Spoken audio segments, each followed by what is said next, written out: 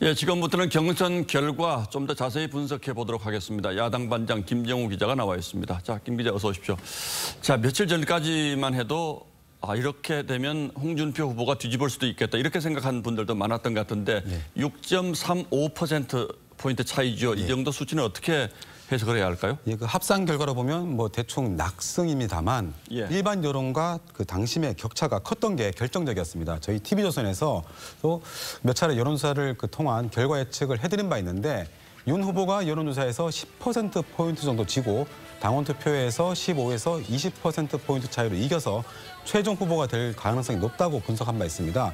실제 경선 결과도 이와 크게 다르지 않았습니다. 예, 결국은 당심이 승부를 갈랐다 이렇게 볼 수 있는데 홍준표 후보가 끝내 당심을 얻지 못한 이유는 뭐라고 봅니까? 우선 홍 후보 입장에선 그 당내 리더십 문제가 굉장히 아픈 부분입니다. 이미 당대표도 하고 그리고 대선 후보도 했었지만 주변에 남아있는 사람이 적었던 게 당내 확장성을 떨어뜨렸습니다. 여기에다가 당심은 정권교체 이후에 문재인 정부에 대한 확실한 심판을 요구하고 있는 상황인데 그 적임자가 윤석열 후보라고 보는 시각이 우세했다고 볼 수 있겠습니다.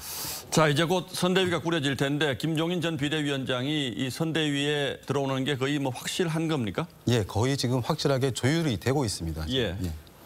그런데 아직 구체적으로는 선대위 일정까지는 아직 나오지 않았는데 일단 내일 윤 후보하고 이준석 대표가 오찬을 하게 됩니다. 그래서 두 사람 스타일상 이 자리에서 톱다운 방식으로 많은 사안이 결정될 수가 있습니다. 실무적으로는 대선 기획단이 먼저 꾸려지고 2주 뒤쯤에 선대위가 출범을 할 텐데 선대위 지휘는 김종인 전 위원장이 맡는 방향으로 거의 조율이 된 상태입니다.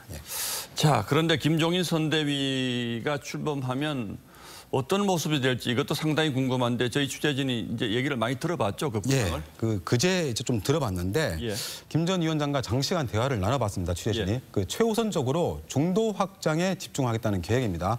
그중에서도 특히 어렵고 힘든 취약계층에 대한 따뜻한 접근에 힘을 쏟겠다는 건데 그동안 본인이 주장해왔던 경제 민주화와도 맥이 닿아 있습니다. 또 이런 방식으로 중도 표심을 공략했던 김종인식 선거 전략이 매번 선거 때마다 적중했던 것도 사실입니다. 그리고 보다 구체적으로 보면 코로나 피해 계층에 대한 해법을 놓고 선대위의 색깔을 드러낼 걸로 보입니다. 예를 들자면 자영업 피해 계층을 대변할 수 있는 인사를 선대위에 참여시켜서 실질적인 대안을 찾을 수 있도록 하는 방안도 거론이 되고 있습니다. 자, 이재명 후보는 사실상 민주당 전체를 아우르는 대규모 선대위를 꾸렸는데 김종인 위원장이 구상하는 윤석열 선대위는 그 반대다. 이것도 이제 흥미롭습니다. 왜 그럴까요? 일단 민주당 이재명 캠프의 경우에 선대위원장만 12명에 그리고 중진들이 대거 포진한 수백 명 규모의 메모드급입니다. 그런데 김 전 위원장은 이를 사실상 농공행상식으로 보는 데다가 국민들 입장에선 달갑지 않은 사람들이 많아봐야 역효과만 난다는 그런 방향입니다. 그래서 단출하게 꾸며야 효율적으로 움직일 수 있다. 이런 입장이었습니다. 김 전 위원장이 또 킹메이커로 등장하는 데 대해서는 여러 가지 평가들이 있을 수 있습니다. 그럼에도 불구하고 윤석열 후보가 김 전 위원장을 필요로 하는 이유, 이건 뭐라고 봐야 합니까? 일단 당내에서 김 전 위원장에게 기대하는 부분 중에 후보의 불안감을 좀 채울 수 있다. 이런 거를 많이 꼽고 있습니다.